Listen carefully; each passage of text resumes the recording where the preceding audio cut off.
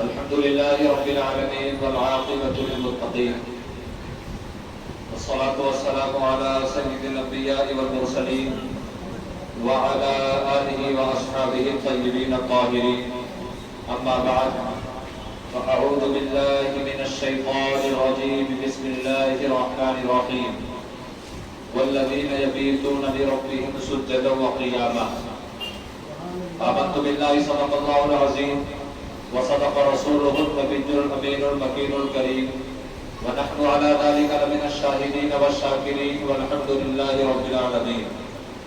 اپن تو محبت کے ساتھ جی لگا کر ساری کائنات کے بابا و بلجا ہم غریبوں کے آقا جناب احمد مصطفیٰ محمد مصطفیٰ صلی اللہ تعالیٰ علیہ وسلم کی بارگاہ دوار بار میں درود و سلام کا نذرانِ عقیدت پیش کریں. پڑھیں اللہم صلی علی سیدنا و شفیعنا مولانا محمد بعد النزول والکرم صلو علیہ صلاۃ و سلام علیک یا رسول اللہ صلی اللہ تعالیٰ علیہ وسلم. حضرات گرامی، اللہ تبارک و تعالیٰ کا یہ بے پناہ احسان ہے کہ اس نے ہمیں پھر سے جمعۃ المبارک رب القدیر کی بارگاہ میں دعا ہے کہ مولا اس دن کی مبارک رحمتوں برکتوں سے مالا مال فرمائے، اور آج کے دن کو حدیث مبارکہ میں یوم غفران کے دن کے نام سے یاد کیا گیا ہے. آقا کریم صلی اللہ تعالیٰ علیہ وسلم نے ارشاد فرمایا کہ جمعہ کا دن وہ دن ہے جس دن کوئی ایسا مسلمان بندہ یا بندی بچتی نہیں ہے جس کی بخشش نہ کر دی جائے. اسی لیے آج کے دن کو یوم غفران کہا گیا ہے. اللہ تعالیٰ آج کے اس مبارک دن کے صدقے ہمارے تمام اگلے پچھڑوں کی مغفرت فرمائے. خصوصیت کے ساتھ میری ایک بہت ہی عزیز شاگردہ سبیرہ خان جس کا ابھی پرسوں انتقال ہوا، اللہ تعالیٰ اپنے محبوب کے صدقے میں اسے اپنے جوار رحمت میں جگہ عطا فرمائے، اور چونکہ وہ طالب علم کی پڑھ رہی تھی شہادت نصیب ہوئی ہے، مولا اسے مرتبہ شہادت عطا فرمائے. اپنے محبوب کے اوپر کے تمام مرحومین کی خوب مغفرت فرمائے. حضرات، آیت کریمہ کے متعلق میں نے جو تلاوت کا شرف کرنے کا حاصل کیا، اس کے متعلق میں کچھ ضروری باتیں انشاءاللہ العزیز قرآن و حدیث کے حوالے سے بتانے کی کوشش کروں گا. آئیے اس سے قبل معمول کے مطابق، عادت کے مطابق نعت رسول اکرم صلی اللہ تعالیٰ علیہ وسلم کی چند شعر ملاحظہ کر لیں. درود پاک پڑھیں. اللہم صلی علی سیدنا و شفیعنا مولانا محمد بارک وسلم صلاۃ و سلام علیک یا رسول اللہ صلی اللہ تعالیٰ علیہ وسلم. کلام الامام امام الکلام کے چند بند ملاحظہ کر لیں. محبت کے ساتھ کہیں یا رسول اللہ. وہ سوینا نظر پھرتے ہیں، وہ سوینا نظر پھرتے ہیں، وہ سوینا نظر پھرتے ہیں، وہ سوینا نظر پھرتے ہیں، وہ سوینا نظر پھرتے ہیں. تیرے دن اے بہار پھرتے ہیں، تیرے دن اے بہار پھرتے ہیں، تیرے دن اے بہار پھرتے ہیں. اور اس زندگی میں اگر کامیابی چاہیے تو سرکار کے دامن اقدس سے اور آپ کے در مبارک سے ہمیں لگا رہنا ہوگا. جو سرکار کے دامن اقدس سے در اقدس سے دور ہو گیا وہ یہاں بھی ذلت و رسوا ہوگا، اور میدان محشر میں اسے ذلت و رسوائی ہوگی. آئیے سرکار اعلیٰ حضرت نے بڑے اچھے انداز میں اس کی ترجمانی کو اس طرح کی محبت کے ساتھ ملاحظہ فرمائے کہ وہ سوینا نظر پھرتے ہیں، جو تیرے در سے یار پھرتے ہیں، جو تیرے در سے یار پھرتے ہیں، در بدریوں اظہار پھرتے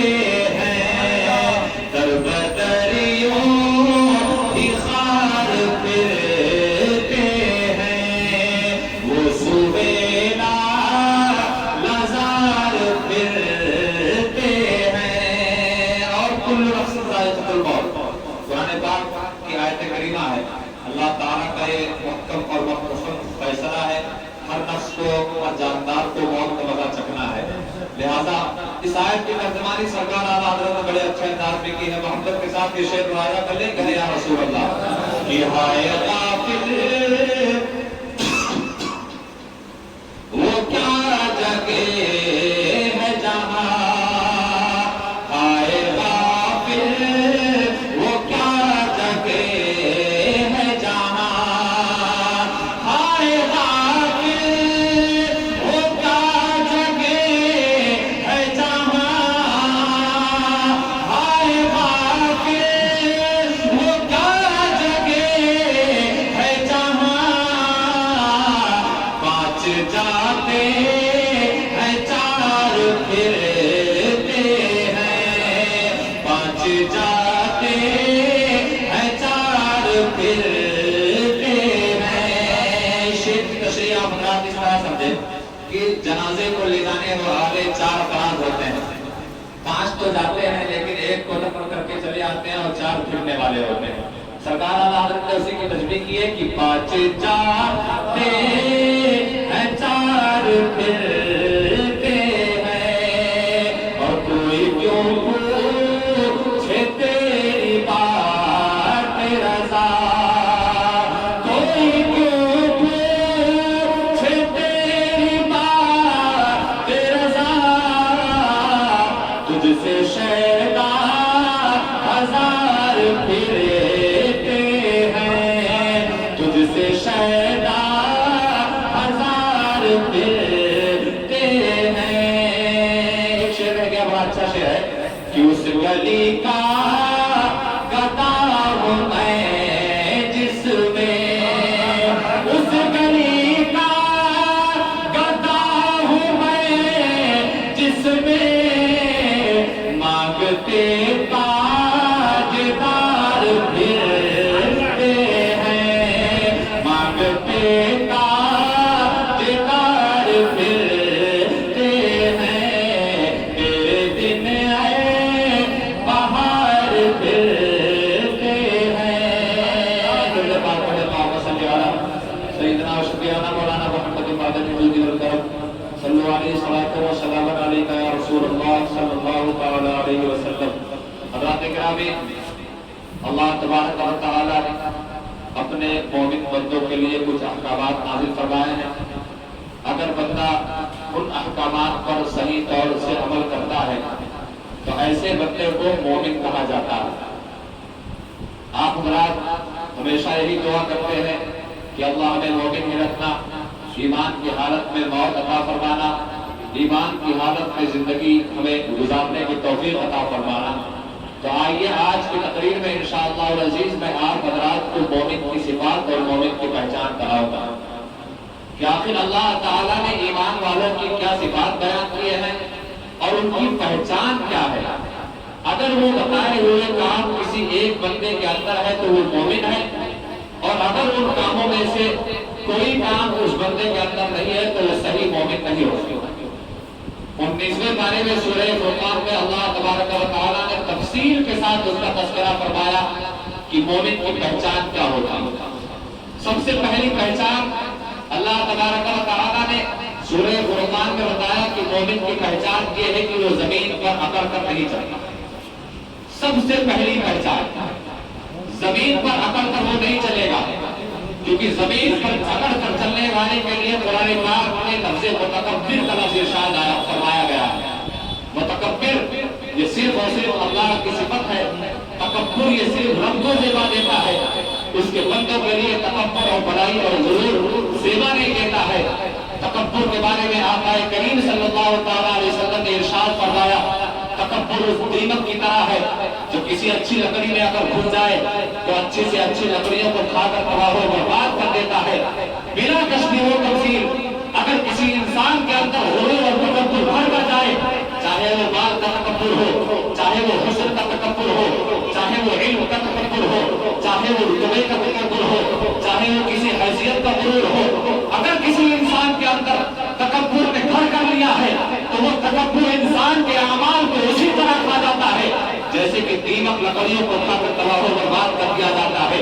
اللہ کے حبیب اللہ تعالیٰ علیہ وسلم نے ارشاد فرمایا اے لوگوں زمین پر اکڑ کر مت چلنا، زمین پر اکڑ کر چلنے والا متکبر ہوتا ہے، اور جو بندہ مومن زمین پر اکڑ کر چلے گا جس دن اسے قبر میں اتارا جائے گا وہی زمین جس پر وہ جوگے پٹک پٹک کر چلتا تھا، شان و شوکت کے ساتھ چلا کرتا تھا، لوگ دیکھ کر یہ کہیں گے کہ دیکھو فلاں سیٹ جا رہا ہے، دیکھو فلاں لوگوں کا کمانا جا رہا ہے، اسی زمین کے اندر جب وہ پہنچایا جائے گا زمین دونوں طرف سے ایسا دبائے گی اسے کہ اس طرف کی پسلی ادھر آ جائے گی اور اس طرف کی پسلی ادھر آ جائے گی۔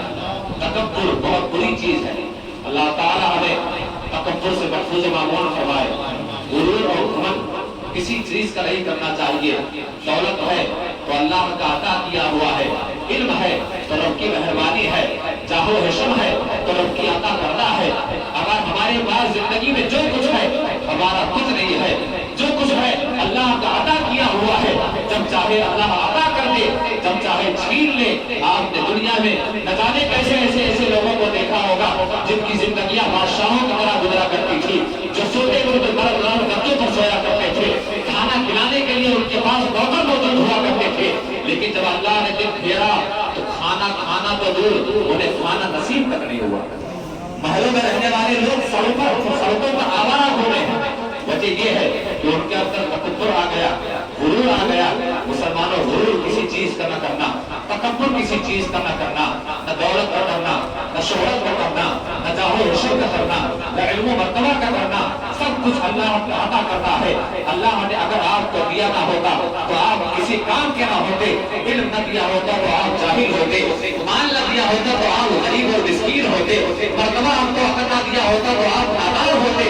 ہر حال میں رب کا شکر کرے، تکبر نہ کرے، بلکہ رب کا شکر ادا کرتے رہیں کہ اے مولا تیرا لاکھ لاکھ شکر ہے، تو نے ہمیں اس لائق سمجھا کہ تیرے علم کا نور ہمارے سینے میں آ جائے، ہمیں عالم بنا دیا، تو نے ہمیں اس لائق سمجھا کہ تیری دولت ہمارے پاس رہے، تو نے ہمیں مالدار بنا دیا۔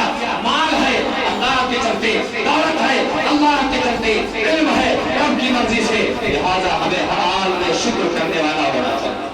اور شکر کی برکت قرآن پاک میں خود رب قدیر نے ارشاد فرمایا لئن شکرتم لأزیدنکم، اگر تم شکر کرو گے تو میں ضرور زیادہ کروں گا۔ ایک انسان جس کے پاس ایک چھوٹی سی کٹیا ہو اور وہ اسی کٹیا میں خوش رہے اور رب کا شکر ادا کرتے رہے، اے اللہ تیرا لاکھ شکر ہے کہ تو نے مجھے رہنے کے لیے چھوٹی سی کٹیا دی۔ دنیا میں نہ جانے کیسے ایسے لوگ بھی ہیں جنہیں سر ڈھانپنے کے لیے ایک کوئی مکان بھی نہیں ہے، اللہ کا شکر ہے مولا تو نے مجھے سر ڈھانپنے کے لیے کٹیا ہی صحیح عطا تو کی ہے، تو شکر کی برکت یہ ہوگی۔ وہ فقہائے کرام اور مفسرین کرام ارشاد فرماتے ہیں تو شکر کی برکت یہ ہوگی کہ اللہ تعالیٰ ایک نہ ایک دن اسے کٹیا سے باہر بھی عطا فرماتا ہے۔ اور اگر کسی کے پاس کٹیا نہیں بلکہ پکا مکان ہے مگر چھوٹا سا مکان ہے اور وہ اس پر بھی چلا کر سکتا ہے میرے پاس ہے کیا، اللہ تو نے دیا ہی کیا ہے، اس لیے چھوٹا سا مکان ہے، خدا کی قسم نہیں کفرتم، اگر تم کفران نعمت کرو گے تو جو نعمتیں تمہارے پاس ہیں وہ ایک نہ ایک دن ضرور تم سے چھین لی جائے گی۔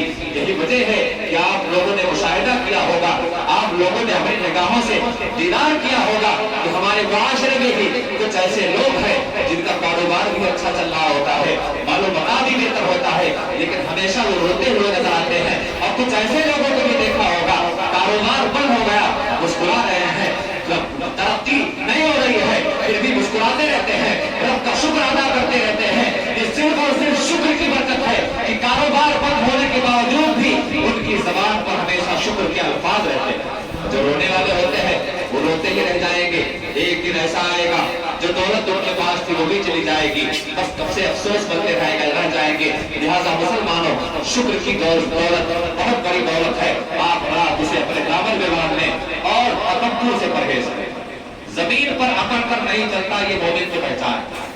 دوسری پہچان قرآن پاک میں اللہ تبارک و تعالیٰ نے ارشاد فرمایا کہ جب وہ جاہلوں سے بات نہیں کرتے، مومن کی پہچان کیا بتایا کہ وہ جاہلوں سے بنا وجہ گفتگو بحث و مباحثہ نہیں کرتے، اگر جاہل مباحثہ کرنے پر آ جائے تو سلام بھیج کر چلے جاتے ہیں۔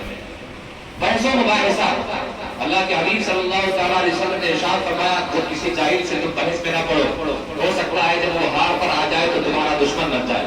تو جاہلوں سے بغیر وجہ کی بحث و مباحثہ، تکرار ایسی ایسی تکرار جس میں آپ کا بھی نقصان ہے، سامنے والے کا نقصان ہے، ایسی بحثیت سے ہمیں بچنا چاہیے۔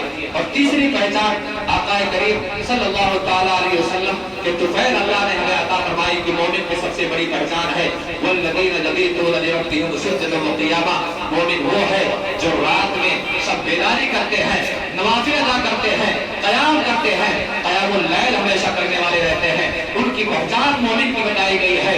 اللہ کے حبیب صلی اللہ تعالیٰ علیہ وسلم نے ارشاد فرمایا، اے مسلمانوں، عشاء کے بعد اگر کوئی 2 رکعت نفل نماز ادا کر لے، عشاء کے بعد رات کے کسی حصے میں اگرچہ 2 رکعت نفل نماز ہی ادا کر لے یا اس سے زیادہ ادا کر لے، اللہ کے حبیب نے فرمایا اللہ تعالیٰ اس بندے کا نام بھی ساری رات عبادت کرنے والوں میں لکھ دیتا ہے، ساری رات۔ لیکن رب کی مہربانیاں تو دیکھیں ذرا اپنے اوپر اور ہم اپنے کرتوتوں کو دیکھیں کہ رب کتنا مہربان ہے۔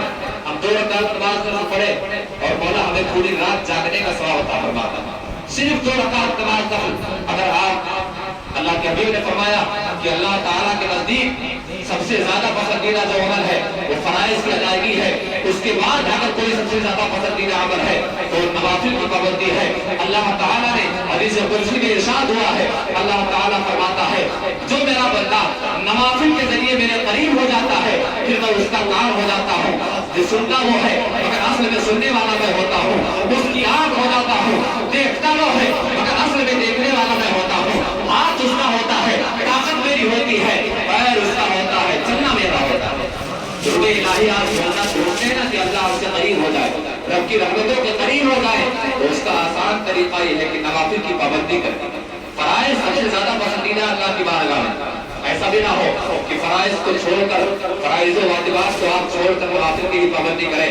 یہ مسئلہ آپ حضرات کو ہمیشہ بتایا جاتا ہے، جن حضرات کے فرائض بقایا ہے، جن حضرات کے فرائض باقی ہے، ان کے نوافل رب کی بارگاہ میں مقبول نہیں ہوتے ہیں بلکہ زمین و آسمان کے درمیان معلق رہتے ہیں۔ لہٰذا اگر آپ رب کا قرب حاصل کرنا چاہتے ہیں تو آپ کو نوافل کی پابندی کرنی پڑے گی، اور اگر آپ کو نوافل رب کی بارگاہ میں قبول کروانا ہے تو سب سے پہلے آپ کو فرائض کی پابندی کرنی پڑے گی۔ فرائض کی آپ مداوت کریں، اس کے بعد آپ سے جتنا ہو سکے نوافل ادا کریں۔ آپ کتنی آسانی اللہ تعالیٰ نے ہمیں عطا فرمائی ہے، آپ صرف 2 رکعت نماز نفل ادا کر لیں، اللہ تعالیٰ اپنے کرم سے ہمیں پوری رات جاگنے کا ثواب عطا فرماتا ہے۔ تو مومن کی پہچان یہ ہے والذین یبیتون لربہم سجدا وقیاما، وہ لوگ ہیں جو دن اور رات رب کی عبادت کرتے ہیں، شب بیداری کرتے ہیں، قیام اللیل کرتے ہیں۔ یہ اگر صفات آپ کے اندر ہے تو آپ مومن ہیں۔ اس کے بعد ایک اور پہچان بتائی گئی اسی آیت میں، اگلی آیت میں، کہ مومن وہ ہے جو دن رات عذاب خدا سے بچنے کی دعائیں کرتا ہے، دن اور رات عذاب قبر سے، عذاب خدا سے، عذاب جہنم سے بچنے کی دعائیں کرتا رہے، یہ مومن کی علامت ہے۔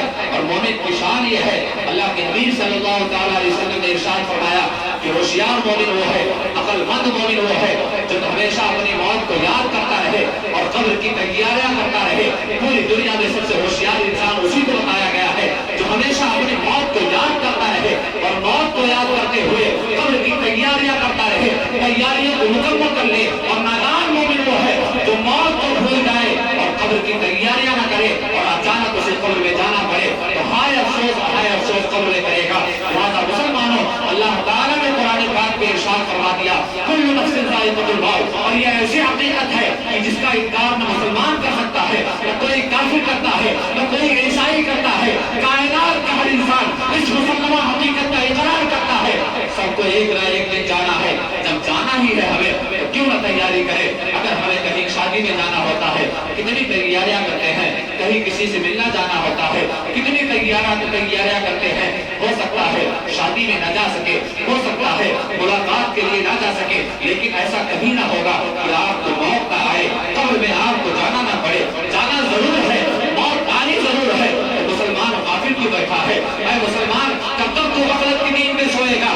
تجھ کو اللہ تعالیٰ نے زندگی کی عبادت کے لیے، عبادت سے تو غافل رہا۔ اللہ نے تجھے معلوم بتا دیے رب کے بارگاہ میں خرچ کرنے کے لیے، تو اس سے بھی غافل رہا۔ والدین دیے ان کی فرمانبرداری کرنے کے لیے، تو ان سے بھی غافل رہا۔ اللہ تعالیٰ نے زندگی دی ہے، موت آنی ہے، تو اس میں بھی غفلت میں بیٹھا ہے۔ اے مسلمان، اپنی ہوش میں آ جا، قبر میں تجھے جانا ہے، سوالات کے جوابات دینے ہوں گے، حساب و کتاب دیا جائے گا۔ اللہ تعالیٰ اس کے فرشتے پوچھیں پوچھیں گے اللہ نے تجھے زندگی دی تھی، زندگی تو نے کہاں گزاری ہے؟ دن عطا کیا گیا تھا، دن تو نے کہاں گزاری؟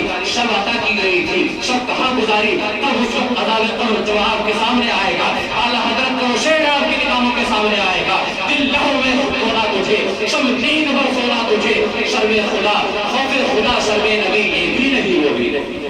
اللہ تعالیٰ کی بارگاہ میں دعا ہے مولا اپنے محبوب کے صدقے میں اپنے اوپر خرچ کرنا ہو، چاہے اہل و عیال پر خرچ کرنا ہو، چاہے کسی معاملے پر خرچ کرنا ہو، فضول خرچی کرنے والا شیطان تباہی ہے، اور بخیل جو ہے وہ بھی شیطان تباہی ہے۔ لہذا جب بھی آپ خرچ کریں تو بہت زیادہ خرچ نہ کریں، اتنا نہ خرچ کرنے کی مال کا ضیاع ہو جائے، مال کا ضیاع بھی گناہ ہے اور بخیلی کرنا بھی گناہ ہے۔ مومن کی پہچان یہ بیان کی گئی ہے، جب مومن خرچ کرتا ہے تو معتدل رہتا ہے، درمیانہ رو ہوتا ہے، نہ زیادہ خرچہ کرے گا نہ بہت کنجوسی کرے گا۔ لہذا اللہ تعالیٰ کی راہ میں جب خرچ کرنا ہو وہاں آپ جتنا دل کھول کر خرچ کریں گے اس کو آپ کو دگنا ثواب بلکہ 70 گنا ثواب بلکہ 700 گنا ثواب ملے گا۔ لہذا صرف راہ خدا میں خرچ کرنا ہو، حضرت ابوبکر صدیق کی سنت پر عمل کر لینا، حضرت عثمان غنی کی سنت پر عمل کر لینا۔ جب راہ خدا میں خرچ کرنے کی بات آئی تو عثمان غنی نے اپنا آدھا مال رب کی بارگاہ میں عطا کر دیا، حضرت ابوبکر صدیق نے پورے گھر کا اثاثہ لا کر محبوب کی بارگاہ میں پیش کر دیا۔ مولا سرکار نے پوچھا اے میرے یارے دار کچھ تو نے اپنے گھر کے لیے بھی چھوڑا ہے؟ اللہ کے محبوب نے ارشاد فرمایا اے اللہ کے حبیب میں نے اپنے گھر والوں کے لیے رب اور آپ کو چھوڑا ہے، سارا مال لائے خدا میں خرچ کر دیا۔ اور اس خرچ کرنے کی برکت یہ ملی کہ حضرت ابوبکر صدیق کو صداقت کا تاجدار بنا دیا گیا اور عثمان ذوالنورین کو سخاوت کا علمبردار بنا دیا۔ صرف راہ خدا میں جب خرچ کرنا ہو تو انسان آج دنیا کے نہ جانے کتنے کاموں میں دیکھتے ہیں، جب شادی بیاہ کے موقع پر ناجائز کتنا پیسہ خرچ کرتے ہیں، اڑاتے ہیں ناچنے والوں پر، ڈھول بجانے والوں پر، خرافات رسموں میں نہ جانے کتنا لٹا لیتے ہیں۔ لیکن جب راہ خدا کی بات آتی ہے تو لوگ اپنے جیبوں کو ٹٹولتے ہیں۔ خدا کی قسم میں نے دیکھا ہے جو سب سے خراب نوٹ ہوتا ہے وہ مسجد کی جھولیوں میں ڈالا جاتا ہے۔ اللہ سے جب لینا ہوتا ہے اچھے کو امید رکھتے ہو، لہٰذا اللہ کا مال ہے، اللہ کے نام میں جب دینا ہو تو اس سے کہیں زیادہ اچھا دینا چاہیے۔ مسلمانوں رب کے راہ میں خرچ کرو گے یہ مومنین کی پہچان ہے، جو رب کے راہ میں خرچ کرنے میں بخیلی کرتا ہے وہ مومن کی صفت کو اپنے اندر سے نکال رہا ہوتا ہے۔ آپ یہ چاہتے ہیں کہ ایمان کی حالت میں اگر دنیا میں رہنا چاہتے ہیں، ایمان کی موت چاہتے ہیں تو رب کی بارگاہ میں خرچہ کرنا شروع کر دو، رب دینے والا ہے۔ اگر میں نے آپ کو 10 روپے رکھنے کے لیے دیا ہے اب میں آپ سے مانگوں تو آپ کا دل چھوٹا نہیں ہونا چاہیے، کیونکہ مال میرا ہے، میں نے آپ کو امانت کے طور پر دیا تھا۔ ساری زندگی رب کی عطا کرتا ہے، سارا مال رب کا عطا کرتا ہے۔ جب رب کی راہ میں مانگا جائے تو رب کا عطا کیا ہوا مال دینے میں کبھی بھی گھبرانا مت۔ اگر آپ نے گھبرا کر رب کی بارگاہ میں خرچ کیا، دل چھوٹا کر کے رب کی بارگاہ میں خرچ کیا، خدا کی قسم اگر کہیں رب ناراض ہو گیا تو آپ اس لائق بھی نہیں رہ جائیں گے کہ آپ کا دینے والا ہاتھ ہو۔ اللہ تعالیٰ ہمیں لینے والے ہاتھ سے محفوظ فرمائے۔ اور ضروری ہے کہ رب کی بارگاہ میں جتنا ہو سکے خرچہ کریں۔ آپ ایک خرچہ کریں گے اللہ تعالیٰ 70 عطا کرنے والا ہے۔ حضرت رابعہ بصریہ رضی اللہ تعالیٰ عنہا کا ایک مشہور واقعہ چند دنوں میں مناظرہ کر لیں۔ آپ نے ایک مرتبہ آپ کے گھر پہ بیٹھی تھی، آپ کی خادمہ بیٹھی تھی، کوئی مہمان آنے والا تھا، گھر میں صرف ایک روٹی تھی، دستک ہوتی ہے، آواز آیا کون؟ ندا دینے والا کہتا ہے اللہ کی راہ میں کچھ دے دیں، مہمان آنے والا ہے، ایک ہی روٹی ہے۔ لیکن حضرت رابعہ بصریہ نے اپنی خادمہ سے کہا لے جاؤ یہ روٹی اس غریب کو عطا کر دو۔ اب کیا کریں، مہمان آنے والے ہیں، اب کچھ کھانے کو نہیں ہے، تھوڑی دیر میں دستک ہوتی ہے، کون؟ فلاں امیر نے آپ کے لیے کھانا بھیجا ہے۔ خاتمہ سے پوچھتی ہے جاؤ کتنی روٹیاں ہیں؟ سرکار 3 روٹیاں ہیں۔ کہا یہ میرا نہیں ہے، غلط جگہ پر لے آیا ہے، جاؤ اسے کہہ دو جائے۔ دوسری بار دستک ہوتی ہے، کتنی روٹیاں ہیں؟ 6 روٹیاں ہیں۔ آپ فرماتی یہ میرا نہیں ہو سکتا ہے، کسی اور کا ہے۔ تیسری مرتبہ جب آواز دستک ہوتی ہے، کتنی روٹیاں ہیں؟ 10 روٹیاں ہیں۔ فرماتی ہاں لے آؤ، یہ میرا ہو سکتا ہے۔ خادمہ عرض کرتی ہے آقا کہ بات کیا ہے؟ وہ بھی آپ کے نام پر ہی لایا تھا، دوسرا آنے والا شخص بھی آپ کے نام پر لایا تھا، لیکن آپ نے کیسے انکار کر دیا تھا؟ آپ فرماتی ہے میری خادمہ، اے میری پیاری بانجی، اللہ کے حبیب صلی اللہ علیہ وسلم نے ارشاد فرمایا تھا کہ جو رب کی راہ بارگاہ میں ایک خرچہ کرتا ہے اللہ تعالیٰ اسے 10 عطا فرماتا ہے۔ اور مجھے رب کی رحمت پر اتنا یقین تھا کہ 3 روٹیاں ایک کمرے میں آ ہی نہیں سکتی ہے، لہٰذا جب تک 10 نہیں آ گئی مجھے اس بات کا یقین نہیں تھا، یقین تھا کہ اللہ تعالیٰ ضرور میں نے ایک یقین ہونا چاہیے، ایمان ہونا چاہیے۔ آج ہمارے اندر ایمان کی کمی ہے، یقین کی کمی ہے، تھوڑا سا پریشان ہو جائے تو اللہ تعالیٰ کی بارگاہ میں رجوع نہیں کرتے ہیں، بلکہ انسان اور لوگوں